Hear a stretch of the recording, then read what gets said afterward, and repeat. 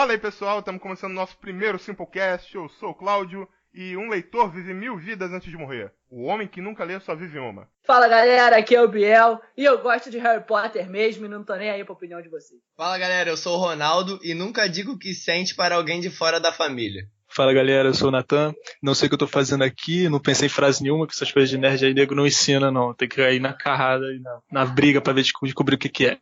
Então vamos lá. É isso aí, pessoal. Nós reunimos aqui grandes fãs de literatura para falarmos sobre os nossos livros favoritos. E vamos lá, vamos começar.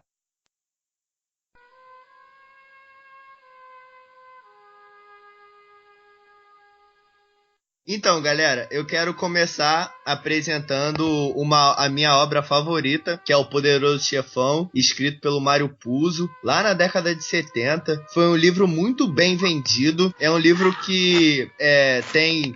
Na crítica do Scooby, que é uma rede social de livros, tem nota 4.7 de 5. Então é um livro muito bem pontuado e bem conceituado e deu origem a, na minha opinião, a melhor obra do cinema.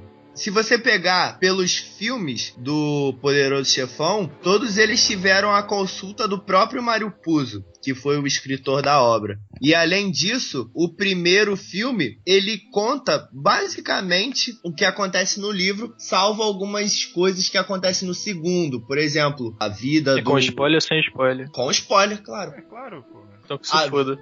A vida do... Se você não quer spoiler, fecha esse podcast agora. Nem spoiler. Não fecha não! Não fecha não, dá audiência pra Pelo amor de gente. Deus, primeiro baixa. Primeiro baixa.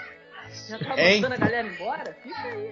Os filmes contaram com a consultoria do próprio Mário Puzo, que é o autor da obra, e o primeiro filme retrata bem o que é o livro, salvo algumas coisas que o livro é muito complementar. Não complementar, o livro tem muito detalhe que no filme só dá uma pincelada, e no segundo filme e o terceiro são obras independentes do livro, mas tem algumas coisas, por exemplo, a história do Don Corleone, do Vitor Corleone, né, que explica todo como ele veio parar nos Estados Unidos, imigrante da Itália, mostra toda a história dele. E o que o pessoal não se atenta é que O Poderoso Chefão não é a história sobre o Vitor Corleone, e sim a história sobre o Michael Corleone, que é o filho dele. Essa obra fala sobre a ascensão do filho. Então, esse livro, ele fala sobre a própria vinda dos imigrantes italianos. O livro não fala sobre a vida do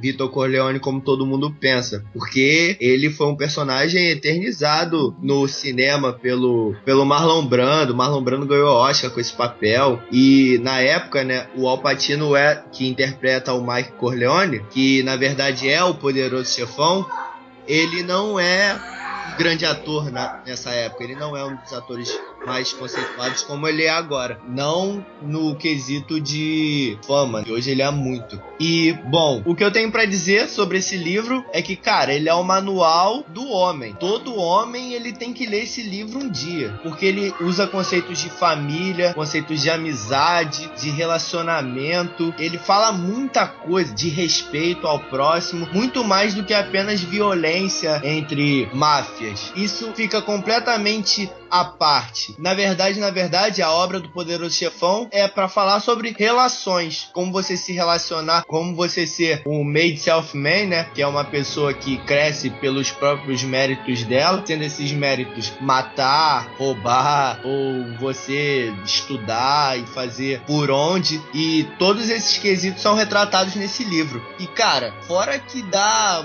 pinceladas sobre a cultura italiana, sobre a diferença que eles fizeram naqueles Estados Unidos da década de 70, 80. Fora que é muito bonito o período da Europa que se passa, toda a descrição que dá. Pô, cara, fala de início de Las Vegas também. E o Poderoso Chefão deu início a outras obras que não foram tão aclamadas, tanto pela crítica quanto pelo público, mas teve seus filhos. E além de todos os filmes que hoje falam de máfia e gangue, são considerados filhos do Poderoso Poderoso Chefão, porque ele foi o primeiro, a grande obra, a obra mais célebre, e todos que vieram depois prestam reverência a essa grande obra. E, pô, cara, é muito bom, sabe? Dá conceitos muito bons, é de fato, de longe, assim, minha obra favorita. Eu já conhecia a obra no cinema, e todo mundo sabe, né, que, pô, é aclamadíssima pela crítica. Tem gente que não gosta e tem todo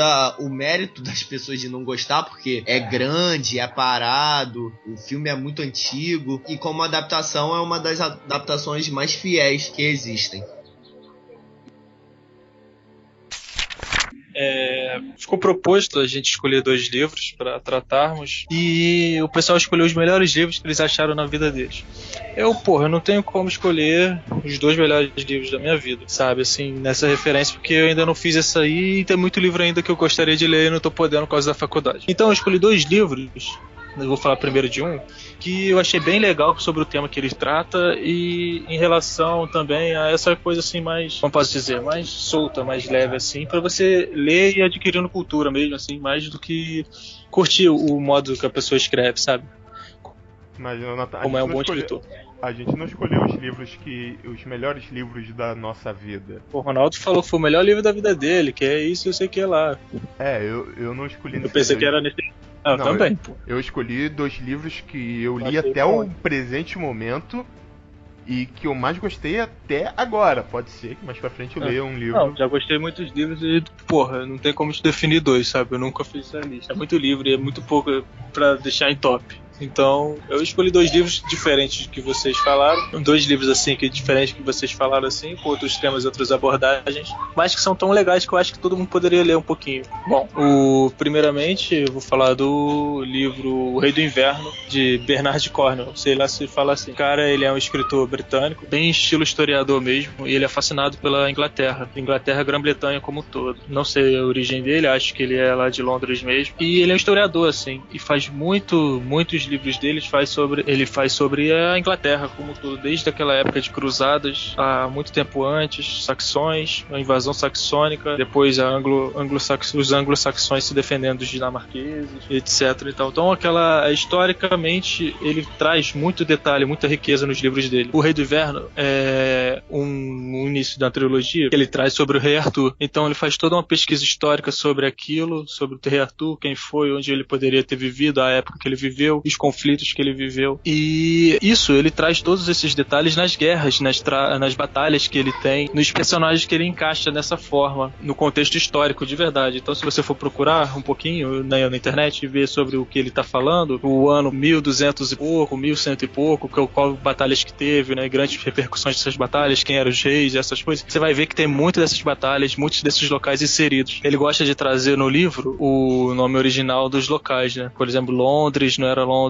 até não sei que ano. Aí ele vem trazendo Ludene e outra nomenclatura de Londres e de outros locais. Depois ele traz o mapa, né, mostrando como é que era a divisão dos reinos, por onde estavam vindo as invasões. Então, é um livro bem completo, é um cara que se dedica a isso. É a história da Inglaterra por si, né, da Grã-Bretanha em geral, desde todos os aspectos que ele vai trazendo. E, em especial, nesse livro, ele trata sobre a visão dele do Rei Arthur. Tudo com base em documentos históricos e em outras coisas, achados arqueológicos que ele faz, pesquisa em campo. É um cara bem dedicado nisso aí, e o livro é muito bem escrito, bem traduzido também, bem trabalhado. E é isso, sobre o Rei do Inverno que eu tenho que trazer, é que uma boa leitura, dá uma visão diferente do que nós temos sobre o Rei Arthur, que nós vemos, aí essas historinhas assim, uma história mais real, mais fidedigna do que pode ter acontecido mesmo.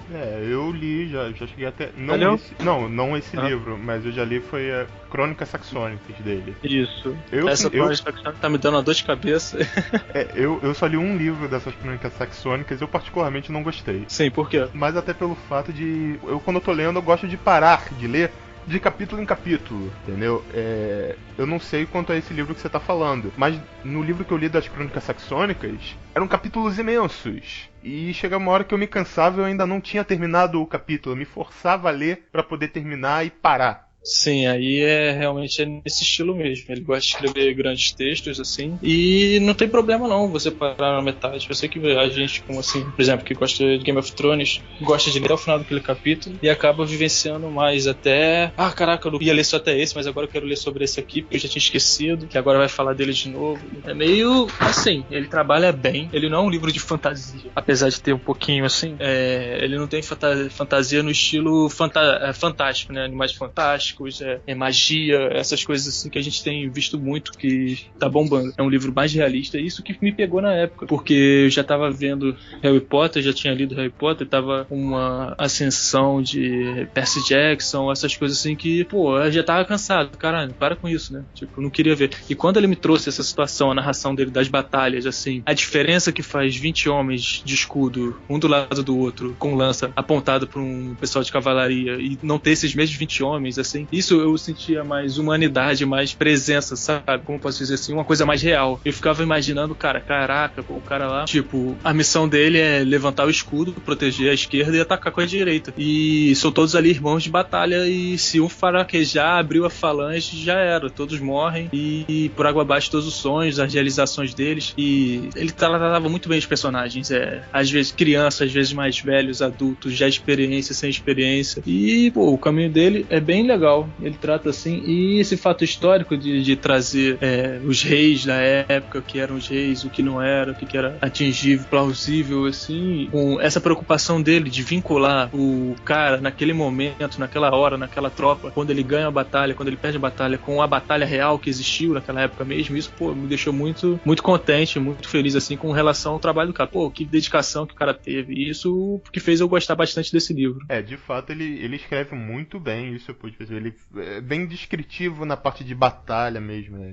Deixa eu te perguntar uma coisa. Eu queria ver o filme. Qual? O Rei Arthur, pô. Baseado no livro filme? do Cornwell. Não sabia que tinha, não. Tem, pô, é antigão. É recente? Não, antigão. Também não é a coisa mais antiga do mundo. Eu sei que tem uma mulher de arco e flecha que atira, não sei o que. Ele é maneiro. Ele fez muito sucesso pra galera nerd do passado, assim. Eu queria muito ver. Mas eu queria saber se tem a ver com o livro. Porque eu também tenho vontade de ler o livro. Eu não sei, pra mim era um livro só, mas na verdade é contínuo, Nathan? São 3 livros: Rei do Inverno, Excalibur e esqueci o terceiro. Ou se Excalibur é o terceiro e eu não lembro o segundo. Então, eu vou falar sobre o livro A Coisa, do Stephen King, que narra a história de 7 crianças, né? São 6 meninos e uma menina, que estão no começo das férias de verão do colégio. É aquele que o filme é do palhaço, né? Isso, o monstro em si, ele não é um palhaço, ele é... tipo o bicho papão da J.K. Rowling. Ah, tô ligado. Ele se transforma em alguma coisa, a pessoa tem medo e ele vai lá e devora. Geralmente é criança, por isso que ele assume a forma do palhaço. No final do livro, ele mostra a forma final dele, né? A forma dele mesmo. Mas a maior parte do livro ele se apresenta como um palhaço, ou dependendo, ele mostra pra uma criança como um lobisomem. Ele assume várias formas do que a criança tem medo. O livro é enorme. O livro, o novo, e teve várias versões aqui no Brasil, né? Teve 4 versões, se não me engano. Teve a primeira, que foi em 1989, depois lançaram uma em 2001, que foi volume único. A de 89 era o volume 1 e 2. Depois lançaram outra em 2004, esse eu já não sei, eu acho que também é o volume 1 e 2. E agora, recentemente, né, em 2014, lançaram um outro volume único que, em relação à capa, eu gostei muito mais dessa capa nova do que as antigas. Mas Como assim volume único? Ele é dividido? Não, é porque como o livro é muito grande, a primeira versão aqui do Brasil, que foi de 89, eles partiram o livro ao meio, mais ou menos ao meio, entendeu? Então metade da história tava no volume 1 e a outra metade tava no volume 2. Ah, eles fizeram tipo como os livros desse cara, do Game of Thrones? Não, porque o do Game of Thrones é realmente, o livro 1 é a história do livro 1. Não, o que eu tô falando é que no Brasil ele é condensado, são vários livros por isso que ele é chaprocão, né? Não, mas lá fora também, cara. Não, mas lá fora não é, por exemplo, não é. Eu ouvi dizer não. que era dividido em 7 livros e aqui são 4 só. Não, tem 5 livros. Tem 5 livros lançados no Brasil e tem 5 livros lançados nos Estados Unidos e em outros países. Em Portugal, se não me engano, foi em Portugal que o do Game of Thrones eles dividiram eles partiram os livros, entendeu? Ah, sim. Mas o original Portugal, tudo errado. Portugal tudo errado mesmo, né? Entrar na bicha, Hã? entrar na fila, entra na bicha, comprar pão, comprar cacete. Se bem que no sul é assim também. Tudo que gosta disso, né? Não precisa não explicar muita coisa, não. Mas aí ele trata da história dessas 7 crianças na cidade de Derry, no Maine. E elas estão iniciando as férias de verão e elas se tornam amigas, né? Algumas já eram 2 crianças eram amigas, aí encontram uma terceira, uma quarta, e elas formam esse grupinho delas, entendeu? E elas brincam, viram todo, até que elas descobrem que algo estranho tá acontecendo, entendeu? Pô, tem criança sumindo, entendeu? Alguém, coleguinha da escola, aí morreu, foi encontrado pedaços do corpo da criança, e eles começam a investigar isso durante o verão, quando eram crianças, e resolvem, quando eles descobrem que é esse monstro, que o monstro também se revela pra eles, a coisa se revela, assustando eles, primeiro separadamente, depois em conjunto. E aí, ainda quando crianças, elas resolvem destruir a coisa. Elas entram na toca da coisa, né, que é no esgoto da cidade, né? Ainda quando criança? Isso, elas derrotam a coisa 2 vezes, quando crianças e depois quando adultas. Mas por que ele assustava mais crianças do que adultos? Acho que eu vou sair porque eu tenho interesse em ouvir e ler esse livro e tô vendo muito spoiler. Foda-se, acho que eu vou aí. Sair. Não, cara, eu não tô contando spoiler nenhum ainda, cara. Tu tá falando o livro, cara. Pô. Mas isso não é spoiler, cara. Isso você não sabe falar. Eu falei e não expliquei nada do livro. Não, isso é a resenha do livro, cara. Resenha não, isso é a sinopse do livro. É por isso que eu não vejo porra de trailer de filme que eu gosto. Que vão mostrar a porra dos filmes todos na merda do trailer. Vou chegar no filme, vou ver a merda toda lá e vou ficar puto. Não, Nathan, a gente baixa e vê hoje. Cara, isso aqui é a sinopse do livro, cara. Pô, os caras sabem nem fazer sinopse, pô. Tem que eu fazer as merdas. Que saco. O que a gente falou no último Simplesmente Freak? Que o spoiler deles é outra parada. É isso aí, porra. O spoiler é diferente, mas tu tá viajando no esquema dos spoilers aí. Você saber que o cara vai morrer não é spoiler. Agora, porra, a graça é saber por que ele morreu, todo o contexto. Isso aí que é drama. E eles derrotam a coisa quando eles eram crianças, só que a coisa meio que volta, entendeu? E quando eles eram crianças, eles fizeram um pacto de sangue mesmo. Cortaram as mãos, fizeram lá um círculo e juraram que se a coisa voltasse, elas voltariam pra cidadezinha de Derry pra poder derrotar a coisa de uma vez por todas. E aí, depois que elas derrotaram quando eles eram crianças, elas se mudaram, um virou um autor de sucesso, a outra uma estilista, o outro um arquiteto, e todos tiveram sucesso na sua vida. E nenhum teve filho, nenhum deles tiveram filho. Mas o livro explica o porquê. Você pode pelo menos falar o que na verdade é a coisa? Se eu falar, vai ser spoiler, cara. Ah, então deixa. Na verdade, é só uma das crianças que não...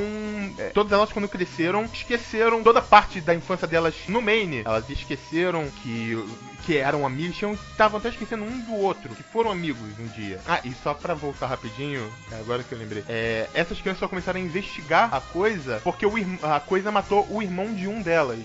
Aí o cara ficou meio bolado porque, porra, matou meu irmão logo no começo do livro, isso, inclusive. E aí é que eles começam a investigar tudo. Natan, isso foi spoiler, então foi mal. Pô, mó vacilo, cara. Eu sou uma pessoa que não ligo pra spoiler. Isso pra mim me dá mais vontade de ver como que acontece a obra. E pô, eu fico muito bolado que você fica falando e não entrega a história, sabe? Mas eu não tô entregando justamente porque o Natan não quer que eu entregue a história. Não. Pô, o Ronaldo, eu sei que o Ronaldo gosta disso aí, porque quando a gente foi ver Vingadores 2, a era de Ultron aí, ele já tinha visto numa qualidade horrível. Além de, com certeza, ter visto todos os trailers que contaram a história inteira, né? Pois é. Aí eu falei, o Ronaldo realmente gosta. E, pô, tá na fila do cinema, o Ronaldo estava enlouquecido. E já sabia o filme inteiro. Eu falei, caraca, realmente, o Ronaldo é um cara que gosta, não liga pra essa parada. É porque, cara, quando você lê um livro na primeira vez, é a mesma coisa que quando você vê um filme. Quando você faz tudo na primeira vez, você tem uma sensação diferente, você tem um olhar diferente do que quando você lê na segunda, na terceira vez. Vocês já leram livros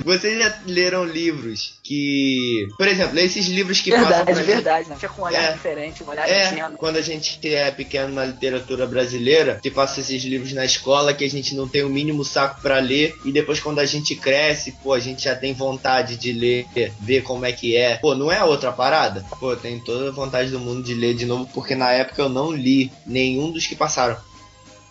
Aí elas começam a querer combater a coisa porque o irmão de uma morreu, elas eram amigas e aí resolve. E também tinha toda essa parada que eu já falei antes, né? De que tava rolando os assassinatos também, de outras crianças, além do irmão desse garoto do grupo dos 7. E quando eles eram crianças, eles derrotam a coisa e fazem o juramento de sangue, crescem, tem sucesso profissional. 6 delas, uma delas, e esquecem, as 6 esquecem da infância no Maine. Menos uma, porque uma continuou no Maine. Então tudo pra ela, toda a infância dela, tudo que acontecia na infância, continua acontecendo, não os assassinatos retornam. Mais pra frente, uns 20 anos, eu acho que depois, não lembro quanto tempo, mas por volta de 20 anos eles retornam. Mas toda a vida, todas as pessoas que ele conheceu na infância ainda estão lá. Então tudo que aconteceu na infância dele, os amigos, ele ainda se lembra. E ele é o único que não tem sucesso profissional. Depois, esse cara que tá na cidade, ele vê que os assassinatos estão voltando, ele liga pros amigos de infância dele, pra avisar. A coisa tá voltando, tá matando, a gente fez um juramento, a gente jurou que ia voltar pra matar a coisa, e, por favor, se vocês puderem, venham pra honrar o seu juramento. E aí eles voltam pra cidade pra acabar com a coisa de uma vez por todas, né? Eles unem as forças. Só que é mais difícil, né? Porque eles já não têm mais a criatividade, vamos dizer assim, o pensamento de criança que eles tinham, entendeu? Monstros pra eles já não eram mais reais, como é pra uma criança, entendeu? Pega uma criança e um adulto, um monstro pra uma criança é uma realidade, entendeu?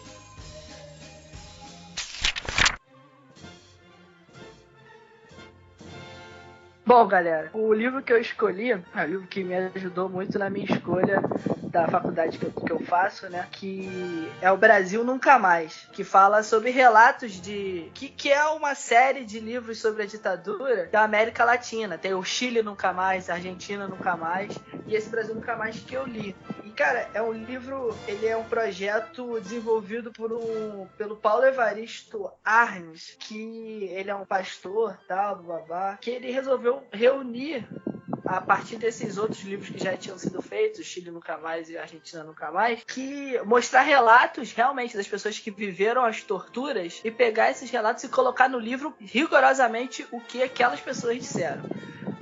Eu me impressionei muito pelo fato das pessoas exporem as torturas que sofreram, algumas torturas absurdas. E você ler aquilo, agride muito você, sabe? E aquilo me deixou muito transtornado quando eu li, sabe? De ver o cara falar em primeira pessoa que, eu tava lá e de repente me trancaram numa cela e eram torturas horríveis, do tipo pegar uma agulha e enfiar embaixo da sua unha, de todos os dedos da mão e do pé, sabe? Não era pra matar, era realmente uma tortura que realmente eu vi ler uma pessoa contar que sofreu isso e ter a coragem de contar, me fascinou muito com esse livro. E me fez refletir muito sobre o que foi realmente essas torturas e aquele período. E depois disso que foi lançado esse livro com esses relatos, com esse super acervo dessas pessoas corajosas que colocaram seus depoimentos num livro para que todo mundo pudesse ler, os militares fizeram um livro também em resposta a isso, em resposta a esses relatos. Também fizeram relatos dos militares que viveram aquilo ali, que colocavam a culpa nos baderneiros, que aquela galera de guerrilha era baderneira, que não sei o que faziam mal para a sociedade. Que o livro, se eu não me engano, se chama Tentativas de Tomada do Poder, que é baseado em documentação policial e tal. São 2 livros muito bons, sabe? Eu li os 2, mas eu dou ênfase mais, é claro, ao Brasil Nunca Mais. Mas são livros muito bons, de relatos mesmo, pessoais, que mostram realmente como foi aquele período da ditadura no Brasil. E pretendo ler o Chile Nunca Mais e a Argentina Nunca Mais assim que possível. Eu gosto muito desses livros de história, eu tenho muita vontade de ler. Eu acho que eles fazem, de fato, a gente querer se aprofundar mais. Mas esse livro é escrito por um historiador? Não é um historiador. Porque, assim, eles são apenas organizações de relatos das pessoas, sabe? E tiveram historiadores que participaram, sabe? Que na organização desses relatos, de buscar os relatos, se era realmente verdadeiro e tal. Mas o organizador mesmo, que é o Paulo Evaristo Arnes, ele é um pastor de presbiteriano e tal. Quem organizou mesmo foram pessoas mais da base religiosa, que tiveram a vontade de organizar esses relatos, baseado já nos outros livros que já existiam. Mas quem procurou, tiveram muita ajuda de historiadores na organização desse livro, sabe? Pô, cara, que diferente, né? Ele é parcial católico? Católico não é... Não, tem dois. Eu me enganei. Na verdade, o Paulo Evaristo Arnes, ele é da Igreja Católica, ele é um bispo. E quem ajudou, ele também teve a ajuda de um pastor, que é o presbiteriano Jaime Wright, e um rabino, Henry Sobel. Foram esses três aí que organizaram uma base religiosa bem diversificada, né, cara? Não, o que eu tô falando é que ele fala alguma coisa de religião, nem que seja. Não, de religião nada assim. É só colocando que foi reunido, ele dá a opinião dele, que aquilo foi uma ditadura, que foi tortura, que aquilo é ruim e tal. E a partir disso, são relatos mesmo. Você vê, relato de João Ferreira, bababá,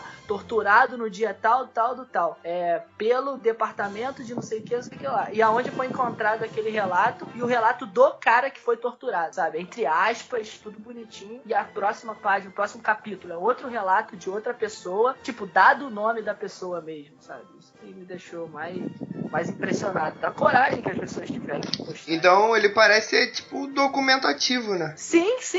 Mas realmente, é isso que me fascinou. É você ver o relato do cara, como se estivesse conversando com um cara que foi torturado, sabe? Pô, cara, é muito maneiro esses livros de história, de fato. Mas também é aquilo, né? Eu peguei aquele 1889, não é? De um jornalista. Do Laurentino. Pra ler, pô, achei uma bosta gigante, né? Eu acho que a história, ela se torna interessante quando você sabe passar. Porque a história é interessante, mas quando você sabe passar, é melhor ainda. E isso se nota nos livros, né? Quando você pega uma pessoa que escreve bem, torna qualquer conteúdo um livro muito interessante.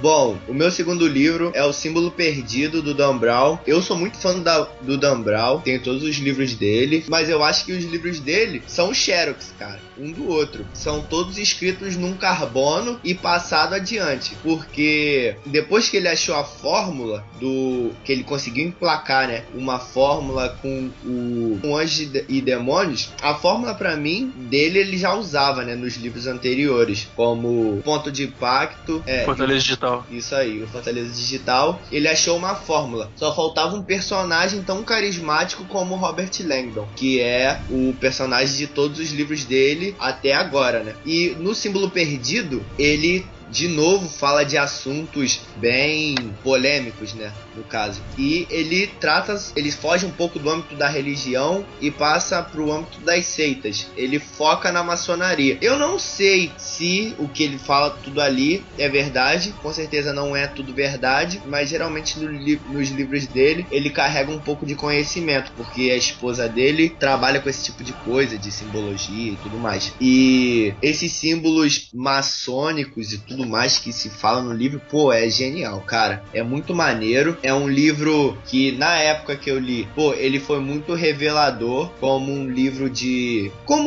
não um livro de autoajuda, mas um livro revelador no sentido de que ele fala bastante coisa que te faz pensar, sabe? Assim como todos os livros dele. Só que não querendo provocar, porque eu acho também que ele não quer, de fato, provocar. Ele quer provocar pra poder vender. Mas nesse livro específico, acho que ele quis provocar pra poder te fazer pensar, sabe? Te fazer refletir sobre a vida. E eu gosto muito, cara. Eu acho um livro muito bom. Eu acho que é um livro que destoa bastante dos outros livros das outras obras dele. E acho que ele faz uma coisa bem similar ao que o Jô Soares faz aqui no Brasil. Que o Jô Soares, ele também tem os livros dele escritos no carbono, só que com uma fórmula diferente, né? Mais cômica e pegando mais pro lado de assassinatos. Já ele utiliza de assuntos polêmicos e bem diversificados e bem, de interesse do povo e uma simbologia que, pô, é o que pra mim me atrai nos livros dele. Ele trata de muitas obras famosas com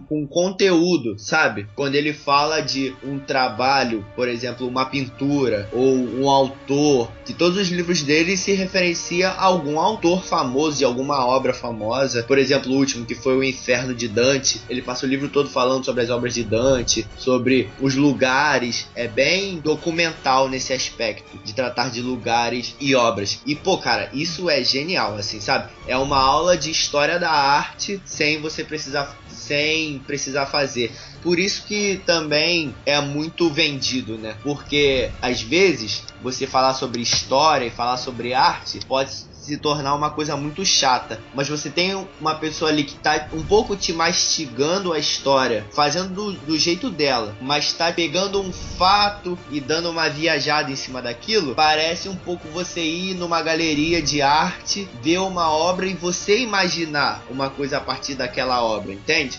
Traz mais pro pessoal do que pro documental, mesmo sendo uma coisa que exista de fato, sabe? É muito bom, eu gosto muito. E esse livro em especial, ele fala de muitos símbolos e ele trata o Robert Langdon, que é o personagem principal, de uma outra forma também. Ele não é bem padrão. Lógico que, como eu falei, todos os livros dele são bem iguais mesmo. Na resolução, na narrativa, todos os livros dele são bem iguais. Só que ele conseguiu fazer uma coisa diferente com o Robert Langdon, interagir com ele de uma forma diferente. Isso é muito bom. Gostei muito desse livro.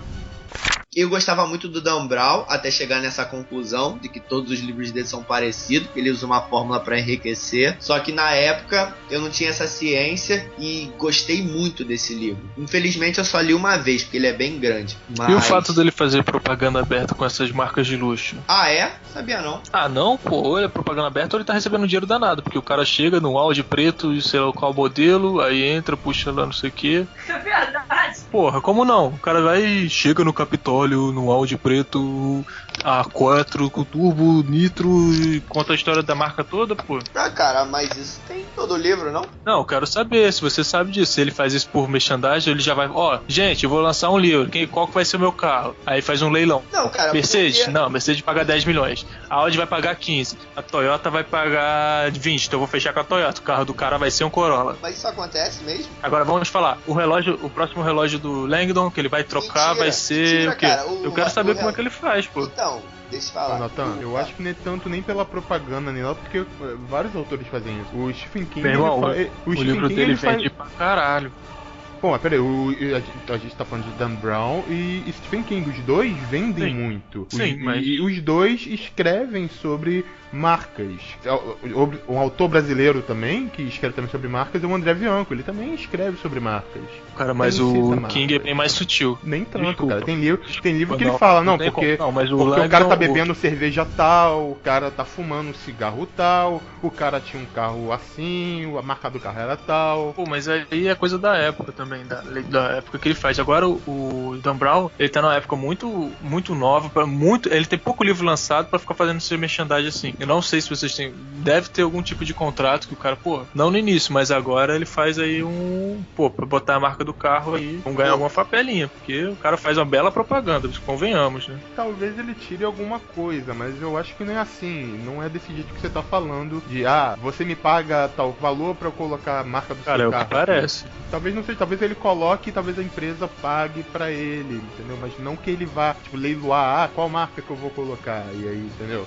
Não, então, eu não tenho ciência disso. O que eu sei, agora você me falou, eu me atentei a um detalhe. Que o personagem principal, o Robert Langdon, ele sempre tá em fuga, ele sempre tá correndo, ele sempre tá fudido. Com relação ao relógio dele, ele sempre usa um relógio de Mickey, né? Então deve ter alguma coisa da Disney aí. Mas eu não tenho ciência pra falar disso, porque eu não faço ideia. Mas uma parada, ele explica todo o contexto e tal. Isso já é lenda do personagem. Não lenda, isso já é um fato do personagem, sabe? No caso do relógio, no caso da história do personagem, já é bem mastigado e bem contado. Fala até no livro e no filme do famosão Código da Vinci. Fala até no Código da Vinci. Mas uma parada, cara, que sempre acontece é que ele fala os nomes das galerias e tudo mais. Porque de fato ele vai e conhece aquelas galerias antes de escrever o livro. Tudo bem que no Código da Vinci eles falam sobre o Louvre, mas entre outros livros, o mais recente, que é o Inferno de Dante, ele fala de uma galeria que ele foi.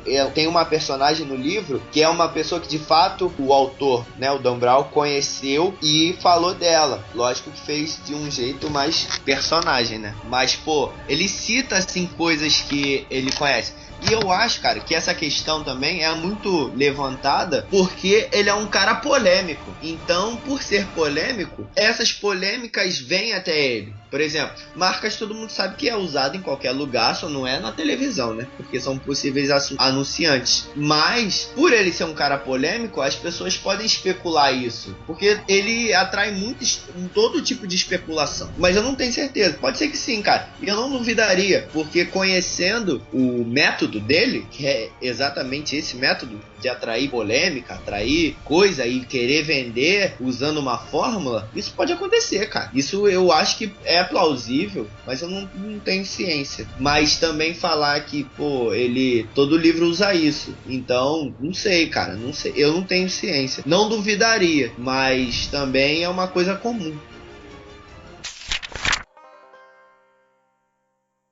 Meu segundo livro é um livro que eu gosto muito porque ele é zoeiro igual eu, as paradas muito loucas, as coisas muito sacana e inteligente ao mesmo tempo. É o Guia do Mochileiro das Galáxias, do Douglas Adams, que apesar de já ter pelo menos uns 30 anos por aí, o livro ele parece ser atual, um livro irreverente, com ironia, com sacadas assim, cinismos e umas coisas meio loucas, tecnologia assim, muito maneira que a gente ainda tá vendo hoje. Pô, cara, eu tenho muita vontade mesmo de ler esse livro. E ver o filme, né? Tem o filme, não tem?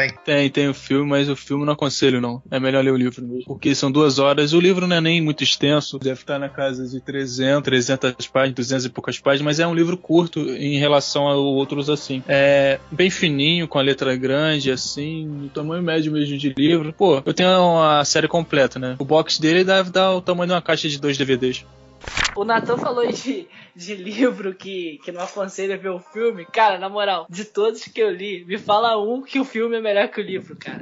Não existe, é impossível. Cara, lê Clube da Luta. Tá, não li, mas... Pô, beleza, cara, é muito difícil, cara. Se tem um livro... O Diabo Veste Prada. O Diabo Veste Prada, é verdade. Mas, pô, são muito poucos, cara. E se você tem o livro e o filme, cara, lê o livro antes. E tenta... Que a graça, ao menos eu me vejo assim, a graça, cara, de você ler o livro, criar o cenário na sua cabeça, aquele imaginário, e chegar ao filme, ou desconstruir o que você imaginou, ou então ser realmente aquilo, é muito maneiro, né, cara? Você ter um cenário na tua cabeça. E quando o autor consegue isso de maneira simplesmente foda, de você criar realmente, passar pra você com detalhes, isso é muito rico, isso muito é de valorizar muito o autor. Eu só quero colocar uma coisa, que no filme sempre é pior do que o livro, porque o filme é visão de um diretor, um roteirista, um ator sobre uma determinada obra. No livro é a sua visão. Por isso eu acho melhor você pegar o filme primeiro, porque ali você tem os conceitos jogados na sua cara de determinadas pessoas e uma coisa limitada. Quando você vai pro livro, você adapta um pouco daquilo que a gente viu, que você viu, a sua realidade e tem um conceito, um roteiro estendido, entende? Natan, eu tenho muita vontade de ler o Mochileiro das Galáxias. Ele é o único ou ele tem continuação? São 5 livros. É uma trilogia de 5 livros. Como assim, cara? Trilogia de 5 livros? Ele pensou que era 3, depois já se arrependeu, fez 4. Aí quando tava, assim, uns anos atrás, ele meteu 5. Ah, mas então eles são fechados, né? Eles não dão margem pra continuar. Dá pra continuar do 1 até o 3. Depois no 4 é meio que eles se encontram mais tarde, alguma coisa assim. Você já leu todos os 5? É, o 5º eu li, mas eu achei que eu já tinha lido, aí eu parei de ler. Mas aí você... Qual deles que você tá falando específico? Primeiro, né? Tem que trazer o primeiro, a pessoa vir o Guia do Mochileiro das Galáxias. Não, mas que você mais gostou. O primeiro. O 2 a gente acompanha porque é história, né? Mas a irreverência total, tudo que fez eu gostar do livro tá no primeiro. É sempre melhor, né? Aos poucos ele vai diminuindo, a receita. Só quando, nessas sagas, só quando acontece uma parada, tipo, muito surreal, assim, que você não tá esperando que de fato muda o seu pensamento. Mas, pô, eu tenho muita vontade mesmo de ler esse livro.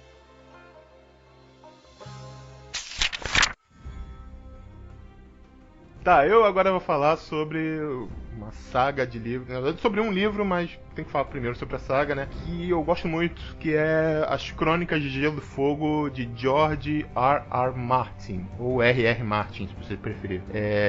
Ele começou a desenvolver, primeiro, a série em 91, terminou de escrever o primeiro livro. Ele é um escritor super lento, ele escreve muito devagar os livros dele. O pessoal até reclama bastante disso. Ele começou a escrever o primeiro livro em 91, terminou de escrever em 96, o livro tem 704 páginas, e o segundo livro foi até mais rápido, acho que foi mais rápido, foi em 98, foi lançado em 98, isso eu tô falando eu acho que é em Brasil, é lá fora mesmo. Primeiro em 96, segundo em 98, depois em 2000, o terceiro livro foi em 2000, que é o livro que eu vou falar, que foi o que eu mais gostei. Depois 2005 e o último lançado até agora, que a previsão são 7 livros, né?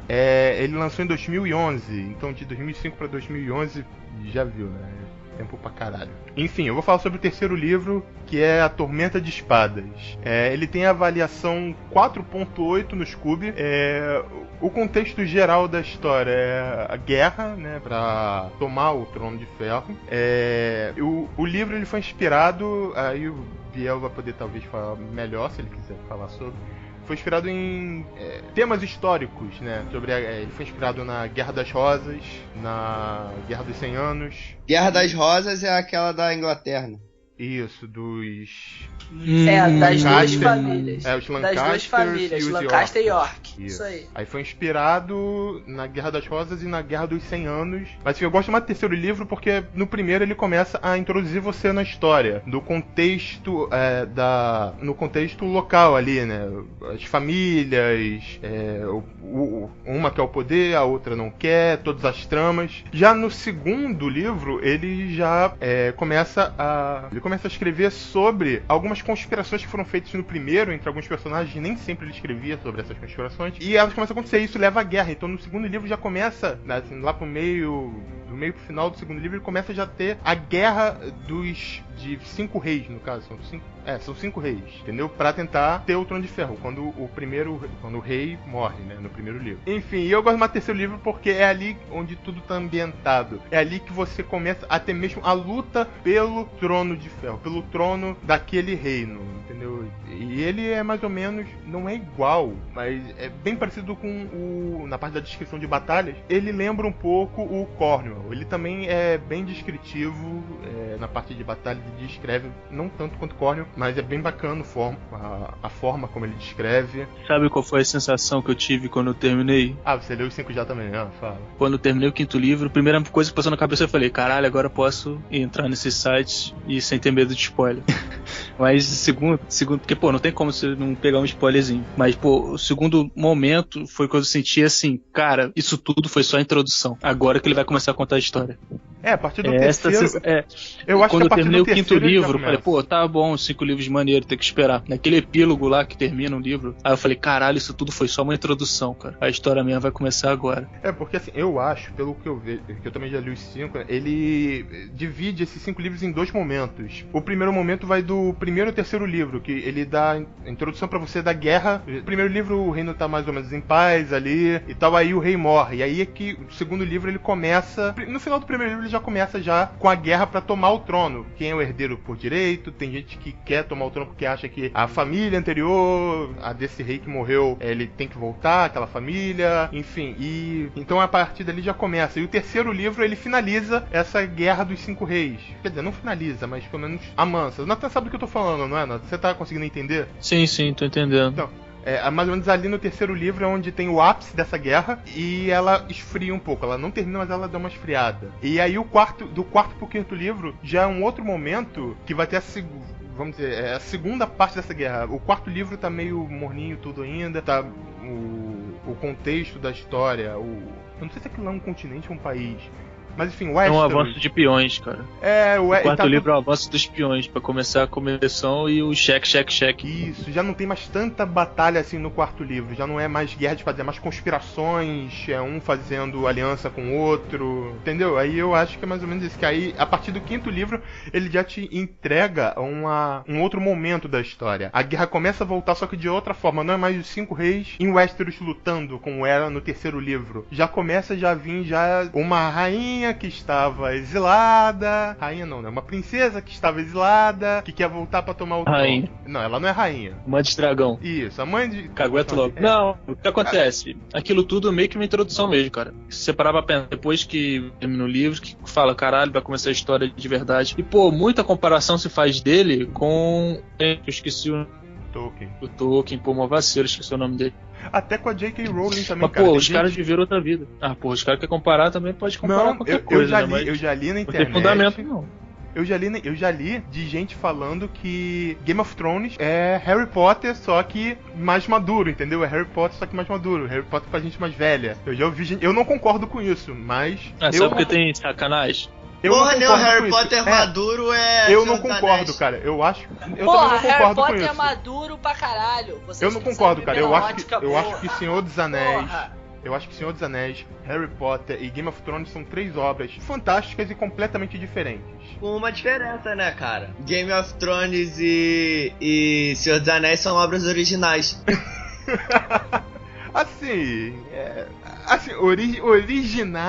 Originais. Se você colocar, eu não sei de onde. O Martin, por exemplo, ele tirou da Guerra das Rosas, não é original, aconteceu, entendeu? Tolkien é original. Cara, eu acho que pouca coisa é original, cara. Tudo se baseia. Porra, Tolkien é tão original que tem uma porra de uma linguagem própria dentro da parada. Tudo bem, Game of Thrones também tem isso. Então. Gelo e Fogo também tem isso. É isso que você quer dizer com original? Quando tem uma própria linguagem, ele cara, quando o autor do livro ele não fica com um fascículo do Senhor dos Anéis debaixo do braço pra cima e pra baixo pra escrever o livro dele. Sim. Então você tá falando que J.K. Rowling ficou com o fascículo do Senhor dos Anéis embaixo do braço pra poder escrever Harry Potter. Pô, mas isso é verdade, não tem entrevista dela falando. Cara, mas ela fez uma parada diferente, autônoma. Não, de uma coisa é fato, ó. Uma coisa, eu não sei, mas de uma coisa é fato. A J.K. Rowling com certeza roubou o bicho-papão do Stephen King. O bicho-papão da J.K. Rowling, o Senhor dos Anéis, tudo. O bicho-papão da J.K. Rowling é a coisa do Stephen King. É a mesma coisa, eles fazem exatamente a mesma coisa. Tudo bem, o bicho-papão não devora crianças. Ou devora, não sei. Pô, o bicho-papão agora é a propriedade desse malandro. O bicho-papão nunca existiu antes. Não, calma aí, o bicho-papão não é propriedade dele. Mas da forma que ela descreveu o bicho-papão, é igual a coisa do Stephen King. Pô, mas ela disse, cara. Cara, isso é mó. É as pessoas querem colocar uma coisa contra a outra. Falar que ela realmente ela já deu várias declarações que ela se inspirou no Senhor dos Anéis, em vários personagens no Senhor dos Anéis, em vários personagens de outros autores. Ela se inspirou, sabe? Isso é ponto. Não tem o que falar. Agora, roubar é você pegar o mesmo personagem e colocar lá. Roubou, cara. Se tivesse roubado, ela teria pago o royalty, pô. Exatamente, porra. Ela não roubou, ela se inspirou no cara. Pô. Sim, claro. Isso é super válido. Cara, eu tenho muita vontade de ler O Senhor dos Anéis, por isso que eu não vejo. Eu já vi muita resenha sobre, já ouvi os Nerdcasts até sobre O Senhor dos Anéis. O Senhor dos Anéis não, o Game of Thrones. Só que, pra mim, a história... Eu não sabia que a história era tão complexa assim. Pra mim, a história se tratava de um trono, de um reinado, que é parecido com a Inglaterra, né? É aquele mapa ali do Reino Unido. Além disso, ele fala muita coisa, ele traz muita coisa histórica. Só que até onde eu sabia, era mais ou menos sobre... Era uma história sobre a chegada de um inverno inesperado e da tomada de um poder, de um trono, de um rei. Pra mim, essa era a história. Não, lógico, com vários personagens que entram, saem, morrem, 500 milhões de personagens. a história mesmo, ela conta... essa parada do inverno que você falou, é porque nesse universo, o inverno, ele pode durar tanto, sei lá, um ano, como ele pode durar uma geração inteira, entendeu? Então, essa parte do clima ali é meio... eles passam 10 anos no verão, então eles... no livro eles falam isso, que um verão longo quer dizer que é um inverno longo. Então, se eles passam 10 anos no verão, eles vão passar uns 20 anos no inverno, entendeu? Então, por isso, pra mim, a história se passava com esse medo. Isso era um medo recorrente, mas hoje em dia eu vejo que isso é uma coisa, tipo, que ignorada. Não é porque... eles falam toda hora do inverno no livro. Não, porque... O inverno tá chegando, parceiro. Até o lema de uma das casas é Winter's Coming, o inverno está chegando. Mas... Exatamente. O inverno, já tá já no 5º livro até agora, o inverno ainda não chegou. Eles receberam, acho que foi no 4º ou no 5º livro, uma carta da Cidadela, que é onde... Eu não sei explicar mais ou menos o que é a Cidadela. Uma cidade pequena. Puta que pariu. Cidadela é o lugar onde as pessoas... Tipo, que seria a concentração das faculdades. Digamos assim, seria um polo de intelecto de produção. Só que como os caras não têm médico, é tudo gerado numa figura só. Então o cara que é político, o cara que sabe escrever, o cara que é o médico, o cara que é o feiticeiro, digamos assim, o cara que faz tudo ele aprende ali na Cidadela. Conforme ele vai aprendendo, vai fazendo as correntezinhas. Ele vai fazendo o elo das correntes. Exatamente.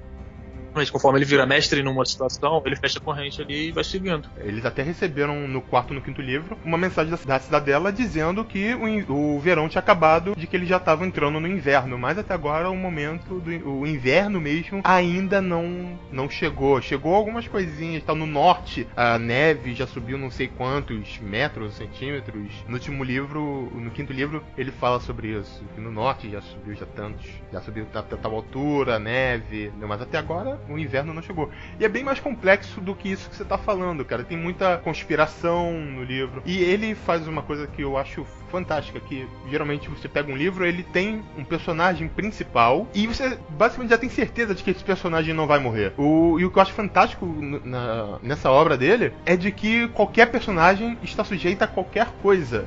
Personagem, por exemplo, no primeiro livro tem um personagem que acham que todo mundo que lê vai falar, pô, esse cara é o personagem principal, é o meu personagem favorito. E ele morre. Então qualquer um ali tá sujeito a qualquer coisa. Por isso é bom, né, cara? Porque também não é uma história contada a partir de personagens. É uma história contada a partir do... Não, sim, é contada a partir dos personagens. Mas ela não se centra na história de um personagem XY. Porque tudo pode acontecer. Então é mais sobre o enredo. É como se o trono fosse o personagem principal e o resto é tudo ator da obra, entende? Até porque cada capítulo não é tipo capítulo 1, 2. Os capítulos são as visões de determinados personagens sobre o que tá acontecendo ali, naquele universo.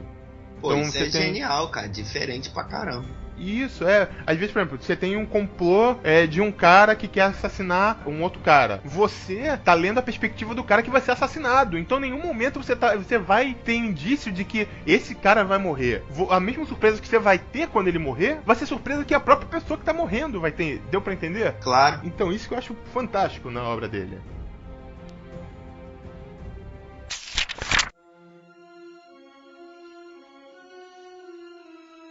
Então. Vai lá, Biel, fala sobre seu livro Infanto Juvenil aí.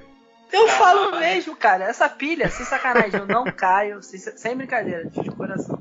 Essa pilha de que Harry Potter é Infanto Juvenil, pode ser, cara. Marcou a minha infância, marcou minha juventude e vai marcar minha vida pra sempre. Tá? Tô zoando, cara. Eu gosto de Harry Potter também. O primeiro livro que eu li completo foi Harry Potter. A primeira saga que realmente eu acompanhei, sabe? E realmente marcou e vai marcar pra sempre, independente de ser uma historinha de bruxo, sabe? Mas a historinha do bruxo que eu me amarrei de acompanhar e que eu, me emocionei, vibrei com as partes de ação, foi muito maneiro. Tirando o 3D horrível que eu vi no último filme, mas enfim, é a realidade. A J.K. Rowling escreveu, né? Todo mundo sabe. Tirando as teorias da conspiração que a J.K. Rowling não existe e tal, que não sei se você já ouviu falar essas teorias. Não é que não existe, é que tem uma passagem de uma mulher, não lembro quem foi, cara. Foi uma diretora de cinema que diz que os livros, que é impossível que uma pessoa escreva esse livro, tipo, a quantidade de livros em tão pouco tempo, sabe? Livros densos, que tem tantos personagens que são traduzidos, não sei o quê. Eles acham que aquilo ela fala que é impossível uma pessoa só escrever tudo isso. Eles acham que é um grupo de pessoas que criou essa mulher fictícia.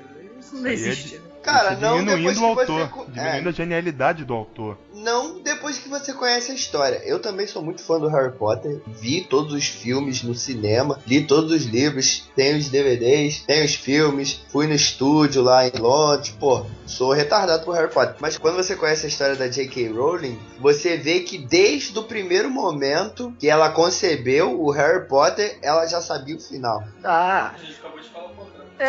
Engraçado, eu e o Nathan aqui, a gente estava conversando um pouco antes sobre isso e a gente tem uma perspectiva um pouco diferente, sabe? Que ela foi construindo livro por livro? Não, que, por exemplo, até um determinado ponto, ela escrevia histórias, tipo, separadas. A Pedra Filosofal, uma história com um fim ali. A Câmara Secreta também, a história sempre envolvendo os vilões, tal, os mesmos caras, mas não um filme conexo diretamente com o outro. Filme? Até um determinado parte, um livro, até uma determinada parte. Sendo que ela começou a perceber que ela tinha que juntar isso de alguma forma. Aí ela percebeu isso e depois tentou, junto com os outros livros. Eu creio que eu tenho uma imagem que a partir pelo menos da Ordem da Fênix, né? Que ela começa a juntar as histórias, cada filme com o outro conectando. Isso fica muito claro, principalmente com o Enigma do Príncipe e as Relíquias da Morte, porque foi dividido em parte 2 no cinema, mas que é um livro só. Ah, cara, eu vi uma entrevista dela com a Oprah, ela falando que já sabia do final, mas nada impede, né, de ter floreios ao longo da série, né? Porque 7 livros, porra, não se concebe... você não senta no laptop agora e escreve 7 livros, não. Não, mas tipo,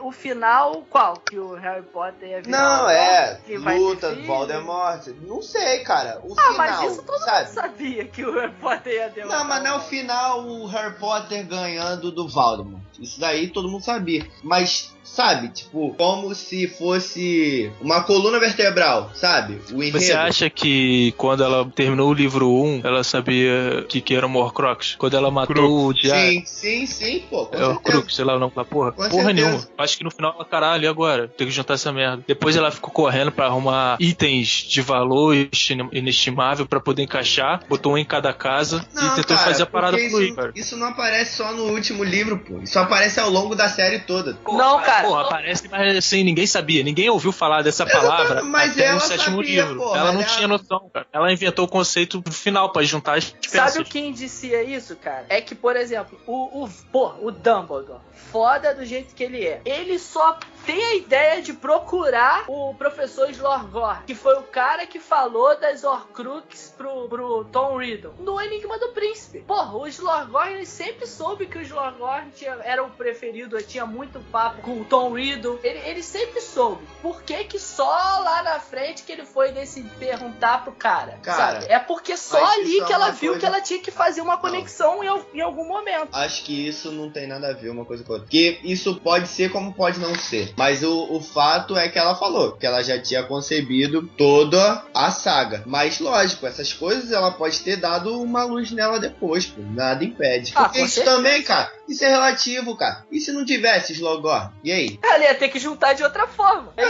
Então. Se ela já soubesse, só ia ter essa opção. E essa opção tava muito clara desde Mas às vezes, qual era a opção dela? É tipo, o conceito da penseira já existia. Então o conceito de memórias passadas já existia, entendeu? Então a partir disso ela criou uma coisa. Mas esse conceito já era concebido na cabeça dela. Que futuramente ela ia usar de uma memória pra chegar onde ela queria chegar. Pra mim não. Pra mim ela acabou juntando lá no final. Ela não tinha nenhuma noção da parada pra fluir, não. E pô, isso torna muito mais fantástico, que ela conseguiu conectar de uma forma impressionante. E como voltar a falar do livro que eu escolhi, foi o que mais me marcou, foi o Enigma do Príncipe, traduzido para o português que ela escolheu, né? Que a tradução desse livro teve muitos problemas. Que o livro em inglês... As Relíquias da Morte, né? Não. O Enigma do Príncipe é o 6. Enigma do Príncipe é o 6. É o que eu escolhi para falar. Que o livro em inglês é Harry Potter and the Half-Blood Prince. Que a tradução literal é meio sangue, né? O príncipe de meio sangue. É como se fosse o mestiço. Isso, então.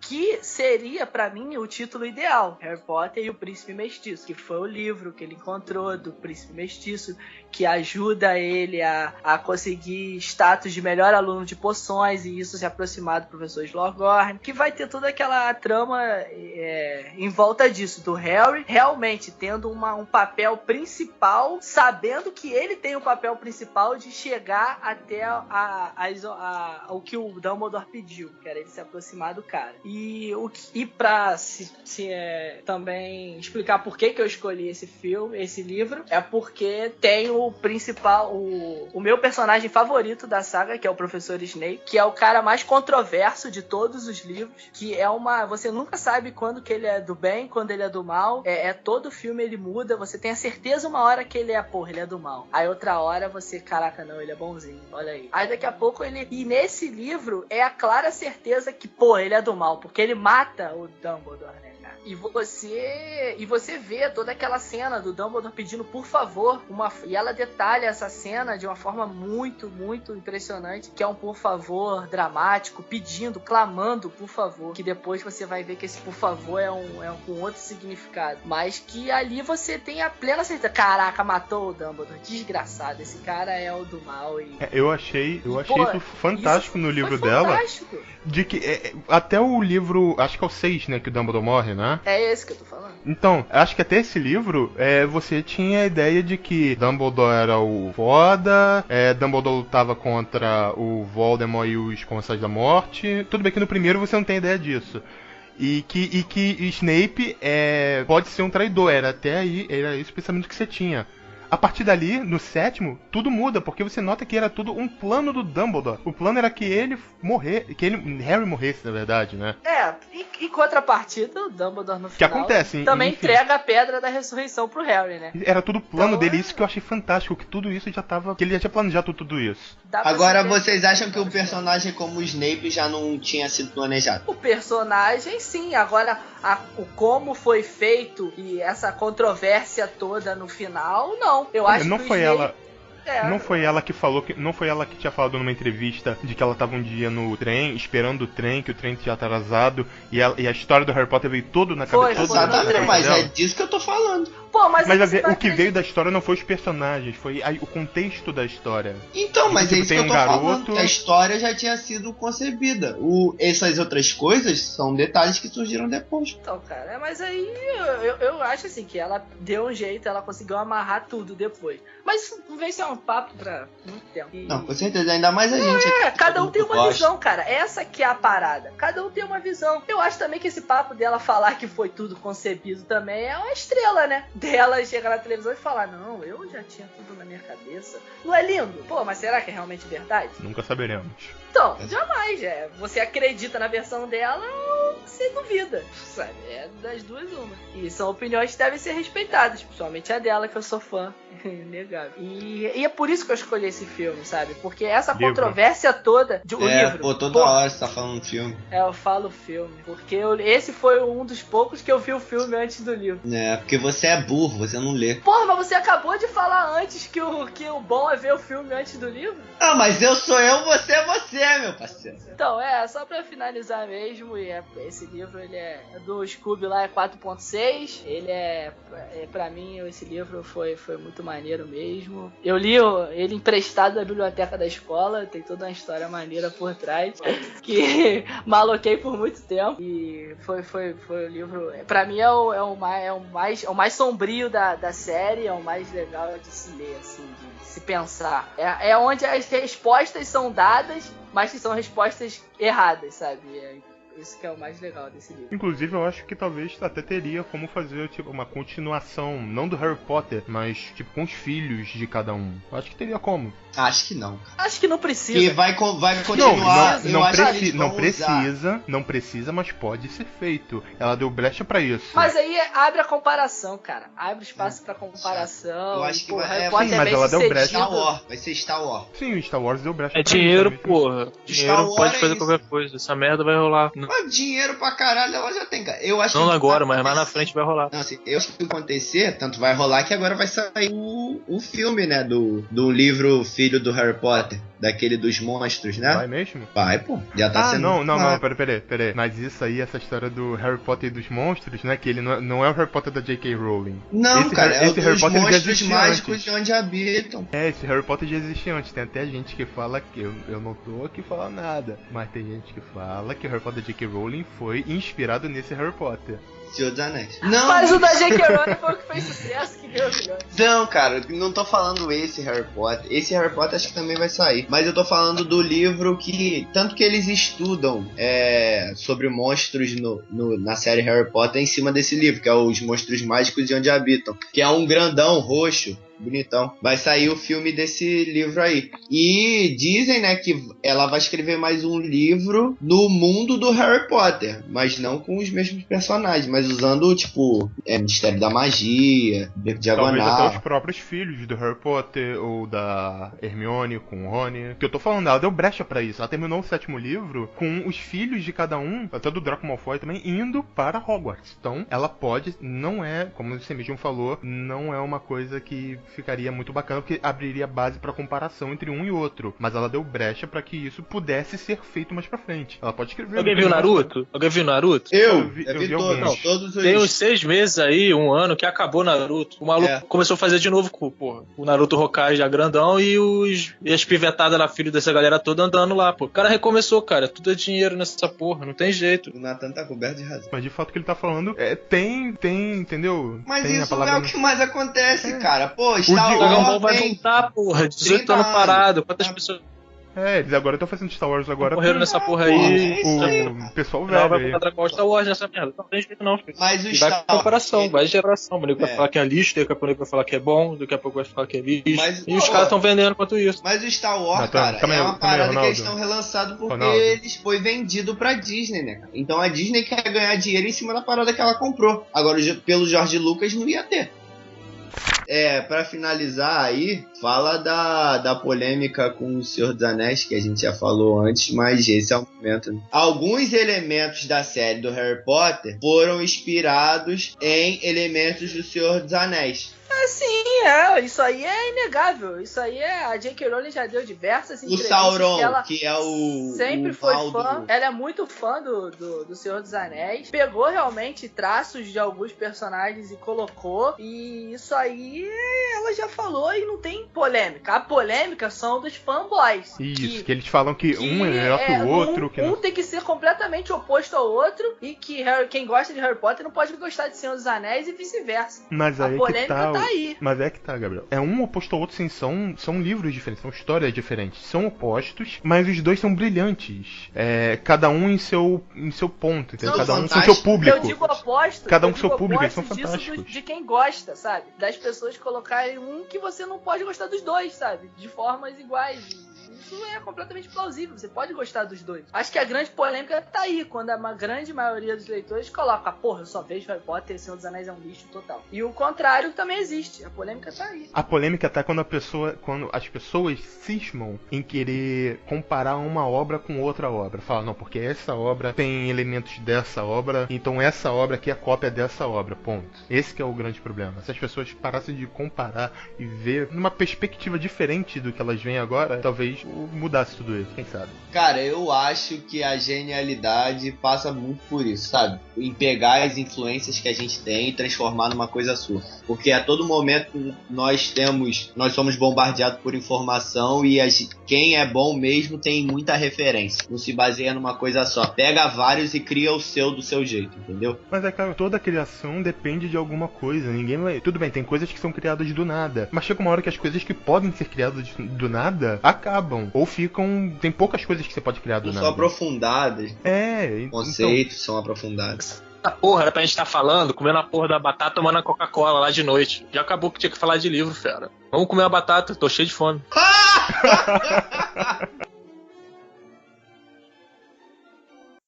Fala aí, pessoal, estamos começando nosso primeiro Simplecast. Eu sou o Cláudio e um leitor vive... Ah, caralho! Puta que pariu. Aí joga a vinheta. Freak, super freak. Não, como é que é? Nunca ouviu? Pô, tem umas teorias. Caraca, Darth Vader aí tá demais, hein? Respirando no microfone. Você tem ideia de quanto ele deve estar custando? Deve estar uns R$20. Eu acho que eu tenho um lá em casa sobrando. Pô, me vende aí por 10 conto. Não, me dá porque tu é meu brother. Foda-se. Porra, eu já te levo na Colombo, essa cachorra. Nathan, eu tenho muita vontade de ler o seu livro. Mas eu não escrevi nenhum, cara.